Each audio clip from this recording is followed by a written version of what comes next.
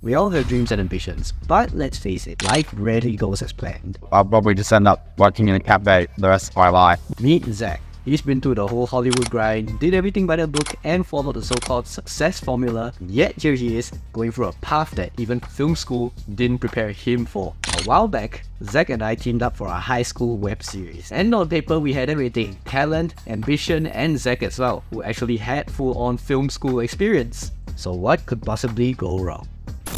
I was excited, but I was a little bit worried as well, because obviously this is my first time working with anyone outside of film school on one of their projects. So I was a little bit worried. Filmmaking is the last job you want to be doing for money. Pay is crap. It's really bad pay. When you're starting out, you're lucky to make like $200 or $300 a month. You have to be willing to work on 3 projects and do it just for the passion of it, just because you enjoy doing it. You're putting $500 or $600 into the project. That's a lot of money. And if the project fails, that's $500 or $600 you've lost. So it's a lot of stress. And then you're dealing with all these other people who are working for you free. You've got to deal with the stress of that as well. There's so much psychology.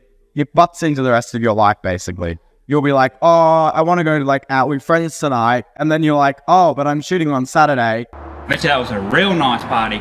It's not really a 9-to-5 job. It's a 24-hour job. You should only be doing it because you love it. If you don't enjoy doing it, like leave and find another job. It's my advice.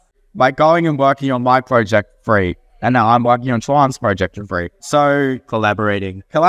It's about who you know more than what you know. If you don't know anything, you're not going to be able to do anything. Whether it's editing, lighting, camera, whatever it is, you need to know how to do some stuff. But who you know is more important. If you're just going to sit around doing stuff by yourself, and you're not going to get out there and like meet other artists, and if you have an idea, just do the idea. Your idea can fail. It can fall flat on its face. You can get 0 views, but that doesn't matter. You could have met 10 people from that idea, and one of those people come to you and say, oh, hey, I have an idea.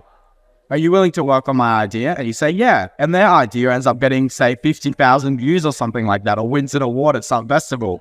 And you're like, hey, well, that's something I can stick in my resume. And then you move on to your next project, and you can work with that person again. It doesn't matter. Like, get out and do your projects, meet people, be willing to do stuff for free. You don't know where you can end up.